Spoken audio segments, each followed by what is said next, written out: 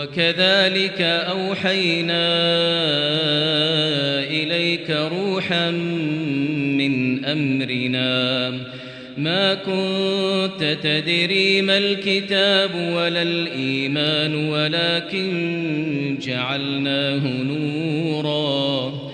ولكن جعلناه نورا نهدي به من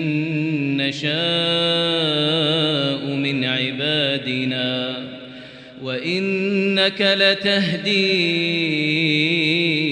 إلى صراط مستقيم